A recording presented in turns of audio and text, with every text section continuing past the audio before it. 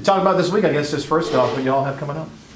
Yeah, it's another big week. I know some people look at it as, we're playing, two of the teams in the bottom of the conference, but it's just another opportunity for us to get closer to our goals. And then also we have some things going on with the Friday game. Obviously, that's the Hall of Fame game. And then we also have our breast cancer awareness game on Sunday, which is really personal for me and, a lot of people on our team and our staff. Could you expand on that just a little bit about the breast cancer? Yeah, so in 2008, I lost my mom to breast cancer, and she was like the light of my life, really. I mean, like my best friend and motivation, inspiration. So it's still really hard and something I deal with. But I, just try to live first. Everything I do is to honor God and then to honor her second. So if I could be half of the person she was, then I think I'll be a success. And so she's just was the center of my family, and I just want to make sure that I honor her on Sunday. And then also our players have had some, people in their family that were touched by that disease as well, along with Coach Q. His mother passed away from ovarian cancer, but, same thing. And so, we just want to make sure we play for them and make those people proud. And with everybody in attendance, survivors and family, it's an important day for everybody around, and it's a great way to bring awareness. For sure. Bring awareness. Raise money. Also, we'll be celebrating some survivors that day, and hopefully there will be a lot of survivors in the stands. We're going to ask people to, stand and come down to the court and for the national anthem. So we just want to, honor those survivors, honor the ones that have passed, celebrate people's lives, and just, play to the best of our ability. How important is that for the players to kind of get a sense of community, something other than basketball, to kind of take pride in? Yeah, I mean, it's super important. We always talk about, basketball is a microcosm of life, and, there's so much that's bigger than just basketball, but also bigger than themselves, and this is a cause that's way bigger than themselves. It's bigger than the game, and, just to raise awareness, especially for women, and sometimes, early detection is better, and, just to make sure everybody's educated on the disease, and it affects so many women, but also for us to just get outside of ourselves and just appreciate the gifts that are given to us and how blessed we are. And, we're blessed to just wake up every morning, and just be able to honor those people that have either lost the battle or are still fighting or have survived it in the way that we play. Respect all, fear none has kind of been one of your things this year. Just how hard is it hard at all to keep these girls respectful of just kind of the upcoming opponents they have? No, I think, here lately we've been respecting all, obviously fearing none, but I think that we're focused. We're just focused on our goals, so we know the next game is Evansville.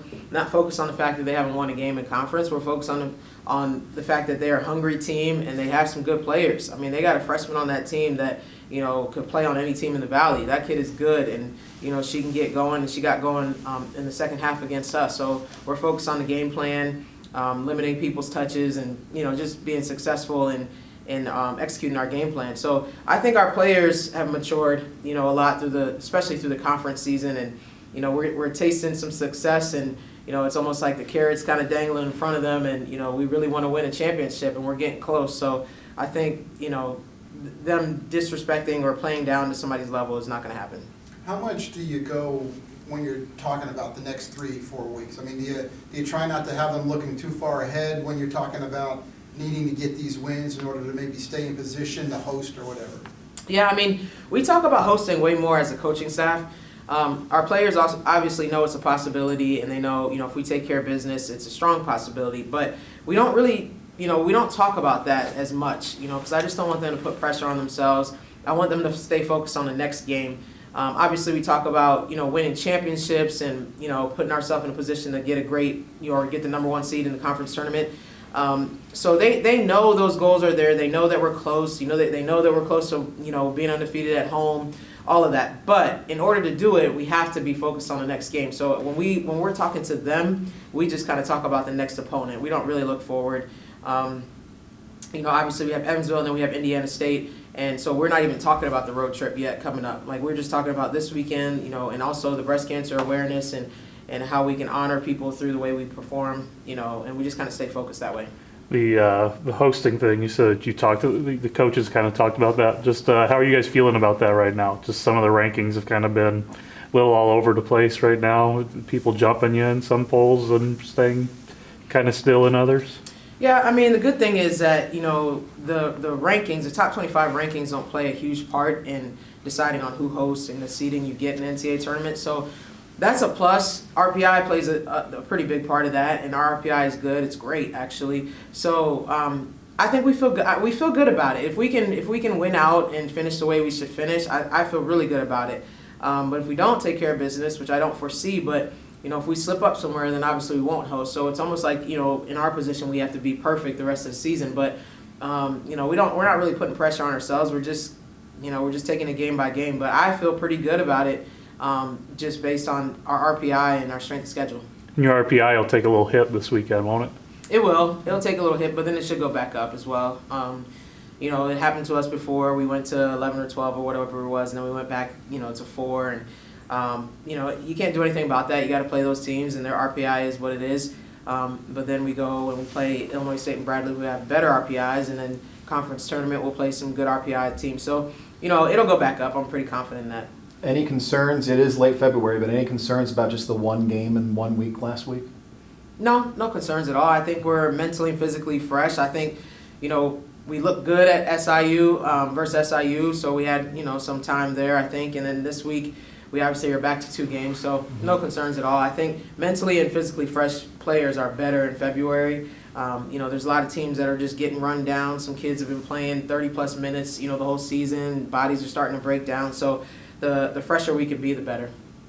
Have you seen Shamika develop this year, especially coming off an ACL injury like she has? Good. I mean, I think, you know, with Meek, her biggest thing was just developing more so on the defensive end. You know, Meek can come in and she can score and she can shoot and all that, but what we've been working I guess the thing that we've been working the most on with her has been just defensive footwork, positioning, being in her gaps, closing out, you know, things like that, being able to guard somebody on the perimeter, because she's more of a 4 for us than a 5, and in our league you got to guard some guard-like creatures at the 4 position. So now that her defense is coming along and she's rebounding better, than her minutes have been increasing. I think she's starting to get more confident, you know, overall. So I really like where she is right now. On the offensive side, how does that help you that she can play the 4, but she can also help spread the floor out and shoot a 3-pointer like she does? It helps tremendously. I mean, you know, teams guard us a certain way when we have, you know, Abby and Jasmine, or one of those 2 with Emily, who those 3 don't really shoot the 3 at a high clip. They can shoot a little bit, but, you know, their confidence is still growing in that area. So sometimes teams double off of them, whoever's at the high post or whoever's at the 3-point line. So when Shamika's in, they can't do that. So it makes everybody play one-on-one. It opens up your inside game a little bit. So, you know, teams have to guard us differently. And if they leave Shamika open, as you see, you know, sometimes they do, then she knocks it down, you know, and then they make an adjustment to guard her, and then now we're wide open inside. So she stretches the defense for sure. Trinity does that as well, too. Obviously, she hasn't had as much opportunity as Shamika, but both of those are shooting post players.